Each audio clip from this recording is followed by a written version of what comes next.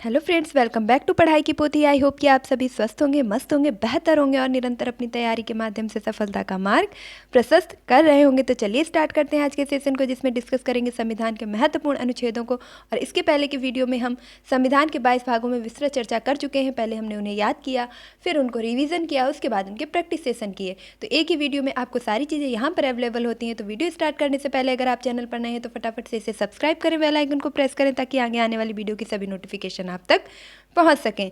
और ये क्वेश्चंस आपके सभी कम्पिटेटिव एग्जाम के लिए बहुत ही ज़्यादा बेनिफिशियल होने वाले हैं। तो चलिए स्टार्ट करते हैं। अनुच्छेद 1 में दिया गया है संघ का राज्य एवं नाम क्षेत्र की भारत में कुल कितने राज्य और कितने संघ शासित प्रदेश हैं। तो इस समय वर्तमान में कुल 28 राज्य और 8 केंद्र शासित प्रदेश हैं। अनुच्छेद 2 में कहा गया है नए राज्यों का प्रवेश, यानी कि यदि किसी नए राज्य का प्रवेश किया जाता है, जोड़ा जाता है, तो उसके संबंधित प्रावधान किसमें है? अनुच्छेद 2 के अंतर्गत हैं। 3 में बात की जाए तो 3 के अंतर्गत नए राज्यों का निर्माण, वर्तमान राज्यों की सीमाओं या नामों का परिवर्तन, यानी कि आपके जो नए राज्य जोड़े गए हैं उनकी सीमाओं का परिवर्तन, कहाँ से कहाँ तक सीमा होगी और उनका नाम क्या होगा, इन सब चीज़ों का प्रावधान अनुच्छेद 3 के अंतर्गत दिया गया है। और जो परिवर्तन का अधिकार है वह आपके संसद को प्राप्त है। अनुच्छेद 5 की बात की जाए तो संविधान के प्रारंभ में दी गई नागरिकता, अब 5 से लेकर के और 11 तक आपके संपूर्ण रूप से नागरिकता का ही वर्णन किया गया है। जो विविध प्रकार की नागरिकता बताई गई हैं कि किस किस प्रकार से आप भारत की नागरिकता प्राप्त कर सकते हैं।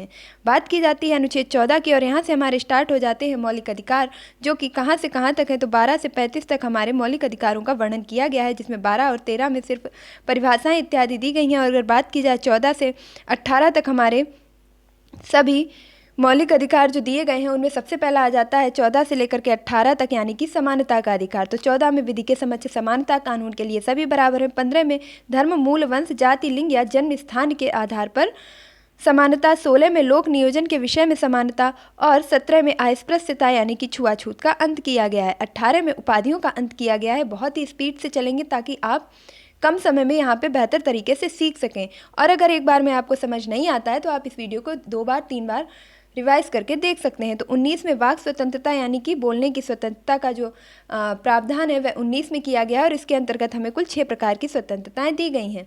नेक्स्ट अगर बात करें अनुच्छेद 20 की, तो अपराधों के लिए दोष सिद्धि के संबंध में संरक्षण। और अनुच्छेद 21 की बात की जाए तो प्राण एवं दैहिक स्वतंत्रता की बात अनुच्छेद 21 के अंतर्गत की गई है। अनुच्छेद 21A में 6 से 14 वर्ष के बच्चों को निःशुल्क एवं अनिवार्य शिक्षा का प्रावधान करके जोड़ा गया है 21A के अंतर्गत। फिर बात करते हैं अनुच्छेद 22 कुछ दशाओं में गिरफ्तारी और निरोध से संरक्षण की, किन किन दशाओं में आप गिरफ्तारी से संरक्षण प्राप्त कर सकते हैं और आपके क्या क्या अधिकार हैं। 23 में मानव दुर्व्यापार एवं बलात् श्रम प्रतिषेध, यानी कि किसी भी मानव की तस्करी, मानव व्यापार, अंग तस्करी, इन सभी पर प्रतिबंध किसमें है, तो अनुच्छेद 23 के अंतर्गत लगाया गया है। अनुच्छेद 24 के अंतर्गत कारखानों आदि में बालकों के नियोजन पर प्रतिषेध है। अनुच्छेद 25 के अंतर्गत अंतःकरण की ओर धर्म को अबाध रूप से मानने और आचरण करने की स्वतंत्रता का प्रावधान किया गया है। अनुच्छेद 29 की बात की जाए तो 29 में अल्पसंख्यक वर्गों के हितों का संरक्षण है। और 32 में आपके संवैधानिक उपचारों के अधिकार का वर्णन किया गया है, जिसे B.R. अम्बेडकर के द्वारा संविधान की आत्मा भी कहा गया है। नेक्स्ट अगर बात करते हैं 39 की, और 39 की करने से पहले बता दूं कि 36 से लेकर के अनुच्छेद 51 तक आपके नीति निर्देशक तत्वों का वर्णन किया गया है, जो कि न्यायालय द्वारा परिवर्तनीय नहीं है। राज्य सरकार चाहे तो इन्हें पूरा कर सकती है, नहीं करती है तो इसके लिए उसे बाध्य नहीं किया जा सकता है। तो 36 से लेकर तक 51 तक हम पढ़ेंगे नीति निर्देशक तत्वों को, जिसमें 39 नंबर में आता है कि राज्य और अनुसरणीय कुछ नीति तत्व। 39 का के अंतर्गत समान एवं निःशुल्क विधिक सहायता का प्रावधान किया गया है। अनुच्छेद 40 के अंतर्गत ग्राम पंचायतों की बात की गई है। ग्राम पंचायत की स्थापना किसके अंतर्गत की गई है, तो अनुच्छेद 40 के अंतर्गत मोस्ट इंपॉर्टेंट हो जाएगा। सभी अभी हम जब क्वेश्चंस लगाएंगे तो एक डिटेल में इसकी चर्चा करते हुए चलेंगे। 41 में बात की जाए तो कुछ दशाओं में काम, शिक्षा और लोक सहायता का अधिकार।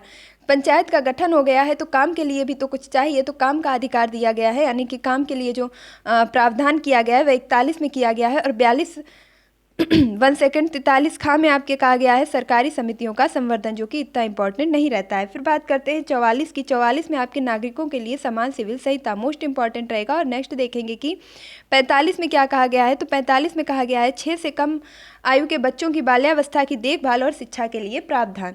नेक्स्ट अगर बात करते हैं 48 की, तो 48 में आपके कृषि एवं पशुपालन की बात की गई है, लेकिन 48 का की अगर बात की जाए तो पर्यावरण संरक्षण की बात 48 का में की गई है। 50 का मतलब होता है 50-50 मतलब 50-50। तो कार्यपालिका और न्यायपालिका का पृथक्करण किसमें किया गया है? अनुच्छेद 50 में किया गया है। अनुच्छेद 51 में अंतर्राष्ट्रीय शांति, सुरक्षा और अभिवृद्धि की बात की गई है। अनुच्छेद 51 का में मूल कर्तव्यों का वर्णन किया गया है, जो कि वर्तमान में कितने हैं? तो कुल 11 मूल कर्तव्य हैं। 26वां संविधान संशोधन 2002 के द्वारा 11वां मौलिक कर्तव्य जोड़ा गया था, जबकि जब संविधान में ये जोड़े गए थे तो उस समय इनकी संख्या 10 थी। मूल संविधानों में मौलिक कर्तव्य का वर्णन नहीं किया गया था। इन्हें 42वां संविधान संशोधन 1976 के द्वारा सरदार स्वर्ण सिंह समिति की सिफारिश के द्वारा ही संविधान में जोड़ा गया था। नेक्स्ट बात करते हैं अनुच्छेद 52 की, और यहाँ से हमारे संघ की शासन व्यवस्था स्टार्ट हो जाती है, और जो कि 52 से लेकर के 151 तक वर्णित की गई है। अनुच्छेद 52 के अंतर्गत राष्ट्रपति के पद का वर्णन किया गया है। अनुच्छेद 55 में राष्ट्रपति के निर्वाचन की प्रक्रिया का वर्णन किया गया है। एक बार फिर से मैं बता देना चाहूंगी कि 52 में आपके राष्ट्रपति का पद है, और 53 में राष्ट्र कार्यपालिका का प्रधान होगा। 54 में इसके चुनाव प्रक्रिया का वर्णन किया गया है, और 55 में जो चुनाव है वह एकल संक्रमणीय मत पद्धति के द्वारा किया जाएगा। 56 में राष्ट्रपति की योग्यताओं का वर्णन किया गया है। 1 सेकेंड। और 57 में पुनर्विचार के लिए आपके जो पात्रता है, और इसके बाद 58 में राष्ट्रपति के पद की योग्यताएं हैं। 60 में राष्ट्रपति द्वारा शपथ का प्रतिज्ञान दिया गया है, और 61 में राष्ट्रपति पर चलाई जाने वाली महाभियोग की प्रक्रिया का वर्णन किया गया है कि राष्ट्रपति को उसके पद से हटाने के लिए महाभियोग प्रक्रिया को किसके अंतर्गत वर्णित किया गया है? अनुच्छेद 61 के तहत। नेक्स्ट बात करेंगे अनुच्छेद 66 की। तो अनुच्छेद 66 में आपके राष्ट्रपति के निर्वाचन का वर्णन किया गया है।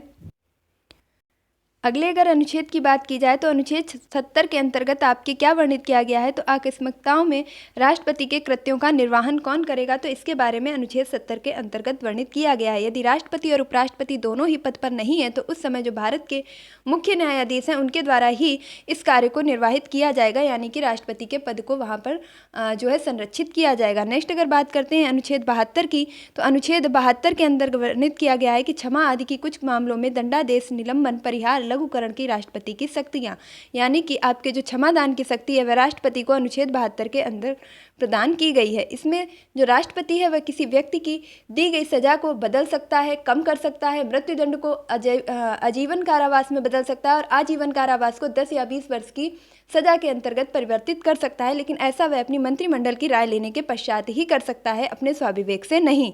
नेक्स्ट देखेंगे अनुच्छेद 74, और अनुच्छेद 74 में कहा गया है कि राष्ट्रपति के लिए एक सलाह देने हेतु मंत्रिपरिषद होगी, और इस मंत्रिपरिषद के द्वारा ही उसे सलाह प्राप्त की जाएगी।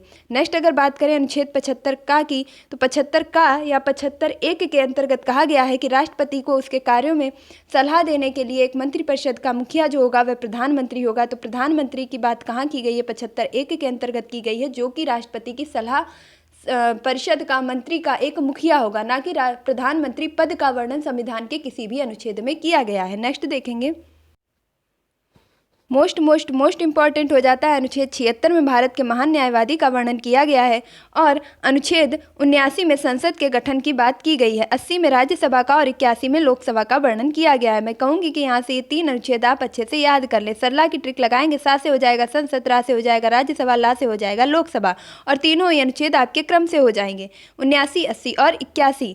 अब अनुच्छेद 81 के बाद आ जाते हैं अनुच्छेद 83 का में, और अनुच्छेद 83 का में दिया गया है राज्यसभा एक स्थायी सदन है जिसे कभी भी भंग नहीं किया जा सकता है, जबकि इसके कार्यकाल जो है सदस्यों का कार्यकाल है वह 6 वर्ष का होता है, ना कि जो राज्यसभा है उसका कार्यकाल 6 वर्ष का होता है। राज्यसभा एक स्थायी सदन है जिसे कि विघटित नहीं किया जाएगा। अनुच्छेद 84 की बात की जाए तो अनुच्छेद 84 में दिया गया है संसद की सदस्यता के लिए अर्हताएं। संसद का सदस्य बनने के लिए आपके अंदर क्या क्या अर्हताएं होनी चाहिए, इसका वर्णन अनुच्छेद 84 में किया गया है। 85 में सत्र के 17 अवसान और विघटन का प्रावधान किया गया है, और अनुच्छेद 85 के तहत सत्र का आह्वान करना, सत्र का विघटन करना, ये सभी जो आपके पावर हैं वह राष्ट्रपति को प्राप्त हैं। अनुच्छेद 100 यानी कि 101 की बात की जाए तो लोकसभा अध्यक्ष द्वारा अपने निर्णायक मत का प्रयोग करना, इसके लिए आपका अनुच्छेद 100 जिम्मेदार है। नेक्स्ट देखेंगे अनुच्छेद 108, मोस्ट इंपॉर्टेंट हो जाता है। अनुच्छेद 108 में राष्ट्रपति द्वारा दोनों सदनों के बीच गतिरोध उत्पन्न हो जाने पर या कुछ विशेष दशाओं पर होने पर दोनों सदनों की संयुक्त बैठक राष्ट्रपति के द्वारा बुलाई जाएगी, जबकि इसकी जो अध्यक्षता है वह स्वयं लोकसभा अध्यक्ष के द्वारा की जाएगी। नेक्स्ट है आपका अनुच्छेद 109। अनुच्छेद 109 में धन विधेयक से संबंधित कुछ विशेष प्रावधान और प्रक्रियाएं बताई गई हैं, जबकि अनुच्छेद 110 के अंतर्गत धन विधेयक की परिभाषा दी गई है। तो मोस्ट इंपॉर्टेंट हो जाता है अनुच्छेद 110, जिसके अंतर्गत धन विधेयक की बात की गई है। अनुच्छेद 112 में वार्षिक वित्तीय विवरण का प्रावधान किया गया है। ध्यान रखेंगे कि आपके संविधान में कहीं पर भी बजट शब्द का उल्लेख नहीं किया गया है, जबकि बजट के स्थान पर कहा क्या गया है तो वार्षिक वित्तीय विवरण, और जिसका प्रावधान अनुच्छेद के 112 के अंतर्गत किया गया है। नेक्स्ट आ जाता है अनुच्छेद 117 के लिए वित्त विधेयकों के बारे में विशेष उपबंध किए गए हैं। अनुच्छेद 122 मोस्ट इंपॉर्टेंट हो जाता है, न्यायालयों द्वारा संसद की कार्रवाई की जांच के लिए जो प्रावधान है, यदि संसद कुछ ऐसा कार्य करती है जो जनता के लिए, संविधान के लिए सही नहीं है, तो उसके लिए आप न्यायालय में अपील कर सकते हैं। इसे कहेंगे न्यायिक पुनरावलोकन, और ये प्रावधान किया गया है 122 के अंतर्गत। 123 में संसद के विश्रांति काल और अध्यादेश की बात की गई है। 123 के अंतर्गत जो राष्ट्रपति है वह अध्यादेश जारी कर सकता है। नेक्स्ट देखेंगे 124, और 124 मोस्ट इंपॉर्टेंट है, उच्चतम न्यायालय की स्थापना का गठन। यह बात ये की गई है अनुच्छेद 124 में। 129 में उच्चतम न्यायालय के अभिलेख न्यायालय होने का प्रावधान है, और 137 में उच्चतम न्यायालय की पुनरावलोकन की प्रक्रिया का वर्णन किया गया है। नेक्स्ट देखेंगे 143, और 143 में उच्चतम न्यायालय से परामर्श की राष्ट्रपति की शक्तियां। राष्ट्रपति जब चाहे उच्चतम न्यायालय से परामर्श प्राप्त कर सकती है, और ऐसा वह अनुच्छेद 143 के अंतर्गत कर सकती है। नेक्स्ट देखें 148 के अंतर्गत भारत का नियंत्रक एवं महालेखा परीक्षक का प्रावधान किया गया है, और 155 में राज्यपाल की नियुक्ति की बात की गई है। नेक्स्ट देखेंगे 161 में क्षमा दान आदि के कुछ मामलों में दंडादेश, निलंबन, परिहार, लघुकरण और राज्यपाल की शक्तियों का वर्णन है। 162 में राज्य की कार्यपालिका शक्ति का विस्तार है। और नेक्स्ट देखेंगे, अब हम इम्पॉर्टेंट ही देखते हुए चलेंगे। अभी तक के आपके सारे इंपॉर्टेंट थे, अब आपके लिए इंपॉर्टेंट हो जाता है राज्य का महाधिवक्ता, जो कि 165 में वर्णित है। विधानसभा परिषदों का उत्साधन, ये अनुच्छेद 169 में है। और नेक्स्ट देखेंगे अगर प्लस तो है आपके सामने 174 में जो राज्यपाल है विधानमंडल के समय समय पर सत्र बुलाने और सत्रावसान करने तथा विधानसभा को विघटित करने का अधिकार किसके अंतर्गत है, तो 174 के अंतर्गत है। जबकि राष्ट्रपति को यह अधिकार किसके अंतर्गत था, तो अभी हमने देखा था अनुच्छेद 85 के अंतर्गत था। नेक्स्ट देखेंगे राज्यपाल द्वारा विधेयकों पर अनुमति देना, ये किसके अंतर्गत आएगा, अनुच्छेद 200 के अंतर्गत। अब नेक्स्ट अनुच्छेद देखेंगे वित्त आयोग, जिसका वर्णन 280 के अंतर्गत किया गया है। और उसके बाद आ जाता है 312 में अखिल भारतीय सेवाएं बताई गई हैं। और नेक्स्ट है 315, जिसमें राज्य संघ के लिए लोक सेवा आयोग का वर्णन किया गया है। निर्वाचन आयोग मोस्ट इंपॉर्टेंट हो जाता है, और इसका वर्णन अनुच्छेद के 324 के अंतर्गत किया गया है।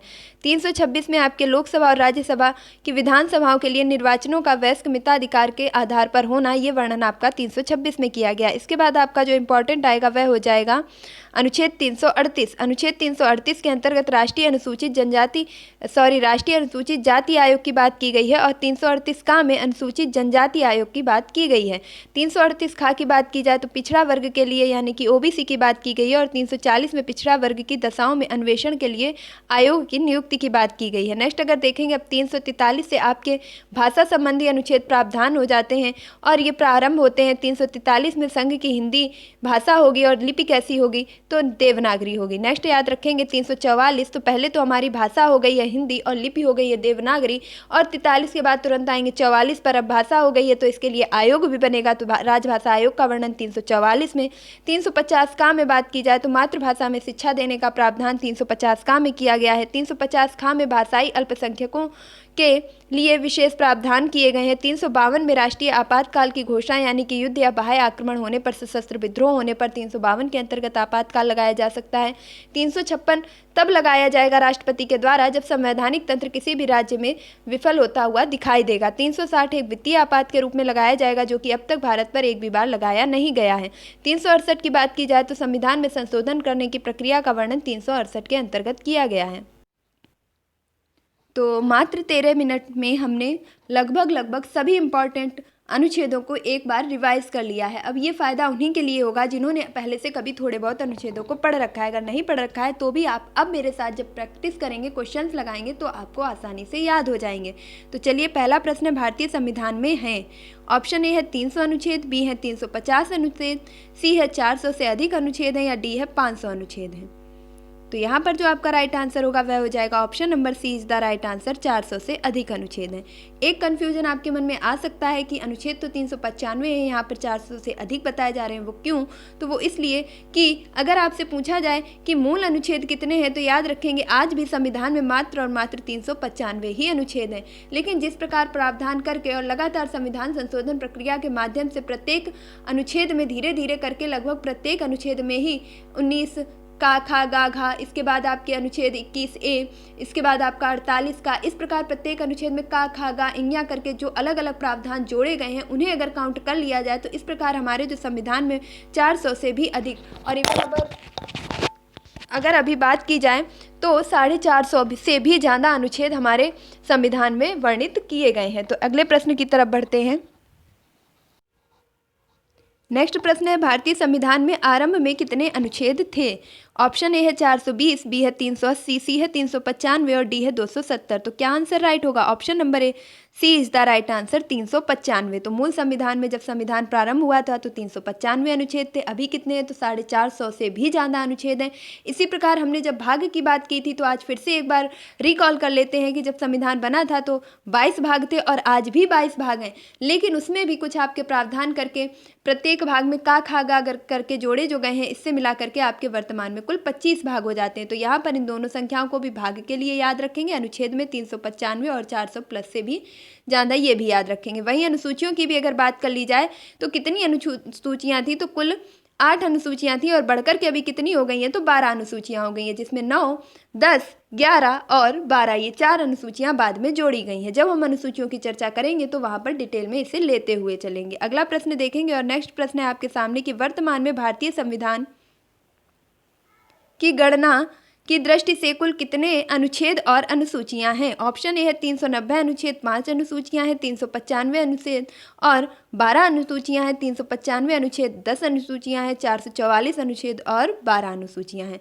तो यहाँ पर आपका राइट आंसर क्या होगा? यहाँ पर राइट आंसर हो जाएगा 444 अनुच्छेद और 12 अनुसूचियां हैं, ये भी राइट होगा। और अगर मैं आपसे बात करूँ तो यहाँ पर राइट आपका बी भी हो सकता है। अब देखते हैं यहाँ पर आंसर क्या दिया गया है। तो बिल्कुल इसका आंसर आपके दोनों सही है, इसीलिए यहाँ पर स्टार से डोनेट किया गया है कि अब आपका आयोग जो है ऐसे प्रश्न आपको नहीं देगा, या तो वहाँ पर 395 वाला ऑप्शन होगा या तो 444 वाला होगा। इवन अभी यहाँ पर आपके दोनों ही आंसर राइट हो जाएंगे। नेक्स्ट प्रश्न की तरफ बढ़ते हैं और अगला प्रश्न है कि मूल संविधान में कितने भाग, अनुच्छेद और अनुसूचियाँ थीं? मूल संविधान में तो 22 भाग थे, 395 अनुच्छेद थे और 8 अनुसूचियाँ थीं। 24 भाग 450 अनुच्छेद और 12 अनुसूचियाँ थीं। 22 भाग 390 अनुच्छेद और 8 अनुसूचियाँ थीं। 24 भाग 425 अनुच्छेद और 12 अनुसूचियाँ थीं। तो अभी अभी हमने बात की थी कि संविधान में जब हमारा निर्मित हुआ था तो 22 भाग थे, 395 अनुच्छेद थे और 8 अनुसूचियाँ थीं। बाद में कितनी जोड़ी गई? तो 4 अनुसूचियाँ और जोड़ दी गई, तो मिलाकर के 12 अनुसूचियाँ हो गई। अनुच्छेद आपके 444 से भी ज़्यादा हो चुके हैं और भाग आपके 25 हो चुके हैं। तो नेक्स्ट प्रश्न की बात करते हैं और अगला प्रश्न है कि अभी हमने प्रश्न लिया था कि मूल संविधान में कितनी थी। अगला प्रश्न है भारतीय संविधान में शामिल है 395 अनुच्छेद, 22 भाग और 12 अनुसूचियां। तो नेक्स्ट नीचे के सभी ऑप्शन आपके गलत हो जाएंगे, option number A is the correct answer. अगला प्रश्न है कि अब सूची फर्स्ट को सूची सेकंड से आपको मिलान करना है। बहुत ही अच्छा प्रश्न है और इस प्रकार के प्रश्न आपकी परीक्षाओं में देखने को बहुत ही ज़्यादा मिलते हैं। तो प्रश्न है कि नए राज्यों के गठन का प्रावधान किसमें किया गया है? अभी अभी जब अनुच्छेद को रिकॉल कर रहे थे, रिवीजन कर रहे थे, और नागरिकता, तो हमने देखा था कि जो नागरिकता थी, मौलिक अधिकार थे, ये सब किस में जाएंगे? तो भाग, यहाँ पर आपके भाग भी दिए गए हैं, अनुच्छेद भी दिए गए हैं, तो दोनों ही अब आपको पता होने चाहिए। जिन लोगों ने भाग मेरे साथ रिपीट किए हुए होंगे और पढ़े होंगे तो उनको समझ आ जाएगा। तो मौलिक अधिकार हमारे दिए गए थे भाग 3 में। इसके बाद अगर बात की जाती है नागरिकता की, तो नागरिकता दी गई थी संविधान के भाग 2 में, और प्रशासनिक अधिकरण की स्थापना ये किस में दिया गया है, और इसके बाद नए राज्यों के गठन का दिया गया है 3 में, तो ये आपका चला जाएगा ये। अब आपका मिलान हो चुका है, तो ए का हो जाएगा आपका 2, बी का हो जाएगा 1, सी का हो जाएगा 4 और डी का हो जाएगा 3। तो यानी कि 2 1 4 3, 2 1 4 3। अब हम अपने कूट देख लेते हैं, 2 1 4 3, तो 2 1 4 3 आपका ऑप्शन नंबर ए में ही दिया गया है। तो option number A is the right answer. Next प्रश्न देखेंगे। अगला प्रश्न है आपके सामने, राष्ट्रपति की सिफारिश के बगैर कोई विधेयक जो कर लगता है विधायिका में नहीं रखा जा सकता। यह प्रावधान भारत के संविधान के किस अनुच्छेद के अंतर्गत किया गया है? अनुच्छेद 117, अनुच्छेद 266, अनुच्छेद 306 और अनुच्छेद 307। तो यहाँ पर आपका राइट आंसर हो जाएगा अनुच्छेद नंबर 117। राष्ट्रपति की सिफारिश के बगैर कोई विधेयक जो कर लगाता है, ऐसा कोई भी विधेयक जिसके द्वारा कर लगाया जा रहा है, वह विधायिका में नहीं रखा जा सकता है जब तक कि राष्ट्रपति की सिफारिश प्राप्त ना हो। अनुच्छेद 117 के अंतर्गत वर्णित किया गया है। इससे ही रिलेटेड एक मोस्ट इंपॉर्टेंट आपके लिए अनुच्छेद आता है, अनुच्छेद 111। अनुच्छेद 111 के अंतर्गत वर्णित है कि कोई भी विधेयक तब तक कानून नहीं बन सकता, कोई भी विधेयक तब तक कानून नहीं बन सकता जब तक कि राष्ट्रपति के द्वारा उस पर हस्ताक्षर ना कर दिए जाएं। नेक्स्ट प्रश्न देखेंगे। भारतीय संविधान के किस अनुच्छेद के अंतर्गत अखिल भारतीय सेवाओं का प्रावधान किया गया है? अनुच्छेद 310, 311, 312, 313। तो option number C is the right answer. अनुच्छेद 312 के अंतर्गत अखिल भारतीय सेवाओं का वर्णन किया गया है। ये प्रश्न आपके RO, ARO, BPSC, UP TET, C TET junior के जो आपके सामान्य अध्ययन के प्रश्न बनते हैं उनमें, इसके साथ साथ अन्य सभी कॉम्पिटिटिव एग्जाम के लिए बहुत ही ज़्यादा इंपॉर्टेंट रहने वाले हैं। अगला प्रश्न आप सभी के सामने स्क्रीन पर है कि निम्नलिखित में से कौन सी जोड़ी संस्था और संविधान के अनुच्छेद से सुमेलित है? तो सही आपको चयन करना है। यहाँ पर है भारत का सर्वोच्च न्यायालय 318, निर्वाचन आयोग 324। तो ये ही आपका सही हो जाएगा। Option number B is the right answer. Next प्रश्न है कि सूची फर्स्ट को सूची सेकेंड से सुमेलित कीजिए और नीचे दिए गए कूट का प्रयोग करके सही उत्तर दीजिए। तो चलिए हम इनको थोड़ा सा जूम कर लेते हैं और अब इनको मिलाते हैं। तो पहली सूची आपके सामने अनुच्छेद की है और उससे संबंधित विषय दिए गए हैं। तो अनुच्छेद 54 में क्या वर्णित है? हमने आपको बताया था कि 54 से चुनाव, 4 से 54 और 4 से चुनाव। तो किसके चुनाव का वर्णन? तो भारत के राष्ट्रपति के निर्वाचन या चुनाव का वर्णन अनुच्छेद आपके 54 में किया गया है। तो ये आपका बिल्कुल सही है। नेक्स्ट देखेंगे 75 में प्रधानमंत्री की और मंत्रिपरिषद की नियुक्ति की बात की गई है, ये भी ठीक है। 155 में राज्यपाल की नियुक्ति, ये भी ठीक है। और 164 में आपके राज्यपाल और मुख्यमंत्री की परिषद की नियुक्ति का प्रावधान किया गया है, ये भी ठीक है। तो इस प्रकार तो आपके बिल्कुल सही सामने ही मिलान दिए हुए हैं। तो 1, 2, 3, 4 बिल्कुल आपके 1, 2, 3, 4 जो ऑप्शन दिया गया है ए में ही वर्णित है। तो ऑप्शन नंबर ए आपका बिल्कुल करेक्ट हो जाएगा। नेक्स्ट प्रश्न भी आपके सामने मिलान से संबंधित है, तो यहाँ पर भी मिलाएंगे। और अनुच्छेद 61 में क्या वर्णित किया गया है? तो अनुच्छेद 61 में राष्ट्रपति पर महाभियोग प्रक्रिया का वर्णन किया गया है। नेक्स्ट बात की जाए अनुच्छेद 67 खा की, तो अनुच्छेद 67 खा में वर्णित किया गया है उपराष्ट्रपति को अपने पद से हटाने का प्रावधान। और अगले अगर अनुच्छेद की बात करें, अनुच्छेद 94 की, तो अनुच्छेद 94 में वर्णित किया गया है स्पीकर को हटाने की प्रक्रिया का। और अनुच्छेद आपके 90 यानी कि 90 में वर्णित किया गया है राज्यसभा के उपसभापति को हटाने की प्रक्रिया का वर्णन। तो यहाँ पर जितने भी पदाधिकारी हैं उन सभी को उनके पद से हटाने की प्रक्रिया के वर्णन से संबंधित अनुच्छेद आपके सामने हैं। और एक बार फिर से हम इनको रिकॉल कर लेंगे क्योंकि ये सभी हमारे लिए इंपॉर्टेंट हैं। तो 61 में राष्ट्रपति पर महाभियोग प्रक्रिया का वर्णन किया गया है।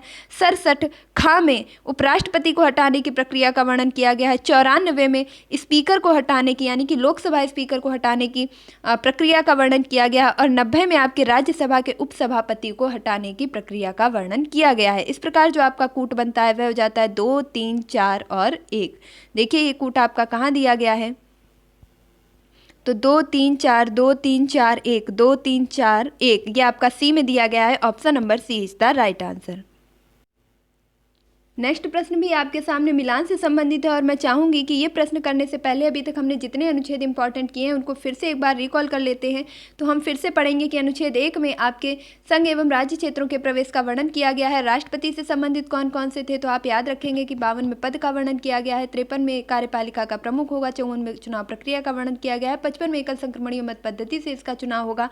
और इसके साथ साथ आपके उपराष्ट्रपति के पद का वर्णन कहाँ किया गया था कि जो उपराष्ट्रपति है वह राज्यसभा का पदेश सभापति होगा, ये 64 में कहा गया था। इसी के साथ साथ राष्ट्रपति जो महाभियोग लगाएगा, राष्ट्रपति पर जो महाभियोग लगेगा वह 61 के अंतर्गत लगेगा। और अगला प्रश्न है जो इसके भी हम मिलान करके देख लेते हैं कि भारत के नियंत्रक एवं महालेखा परीक्षक का वर्णन अनुच्छेद 148 के अंतर्गत किया गया है। तो एक आपका 3 हो जाएगा। नेक्स्ट अगर हम बात करते हैं वित्त आयोग की, तो वित्त आयोग का वर्णन अनुच्छेद 280 के अंतर्गत किया गया है। इसके बाद आपका 2 हो जाएगा। और फिर अगर प्रशासनिक अधिकरण की बात की जाए तो इसका वर्णन अनुच्छेद 323 ए के अंतर्गत किया गया है। और संघ लोक सेवा आयोग का वर्णन 315 के अंतर्गत किया गया है। और 312 में आपकी क्या किया गया था, अखिल भारतीय सेवाएं। अखिल भारतीय सेवाओं का वर्णन 312 में किया गया था। संघ लोक सेवा आयोग का वर्णन 315 में किया गया है। 352 में आपके क्या किया गया था, तो जो आपातकाल थे 352, 56 और 60 में राष्ट्रपति आपात का वर्णन किया गया था। नियंत्रक महालेखा परीक्षक 180 में, वित्त आयोग 280 में, प्रशासनिक अधिकरण 323 ए में, संघ लोक सेवा आयोग 315 में। तो 3, 2, 4 और 1, तो यही कूट हम नीचे देखेंगे 3, 2, 4, 1। देखते हैं आपका सही मिलान कहाँ हुआ है। 3, 2, 4, 1 आपको ऑप्शन नंबर ए में दिया गया है, तो option number A is the right answer. Next प्रश्न की तरफ बढ़ेंगे। तो फिलहाल के लिए आपके इतने ही प्रश्न हैं और इसके आगे के प्रश्न जो भी बनेंगे अनुच्छेद से रिलेटेड वो हम अब नेक्स्ट वीडियो में डिस्कस करेंगे, क्योंकि काफ़ी लंबा वीडियो हो चुका है, इसलिए आप बोरिंग बिल्कुल भी फील ना करें। ऐसा ना लगे आपको कि प्रश्न बहुत ज़्यादा हो गए। जितना आपको बताया आज आप इतना ही रिकॉल कीजिए। आई होप कि आपको वीडियो जरूर पसंद आया होगा, अपनी परीक्षा की दृष्टि से हेल्पफुल लगा होगा। तो अगर आपको ये वीडियो थोड़ा सा भी पसंद आया तो प्लीज़ इसे लाइक, शेयर और चैनल को सब्सक्राइब जरूर कीजिएगा। मिलती हूँ अपने नेक्स्ट वीडियो में, तब तक के लिए खुश रहिए, मस्त रहिए, पढ़ाई में निरंतरता बनाए रखिए, अपने माता पिता गुरुजनों का सम्मान कीजिए और पढ़ाई की पोथी का सपोर्ट कीजिए। Thank you for watching this video. Please like, share and subscribe.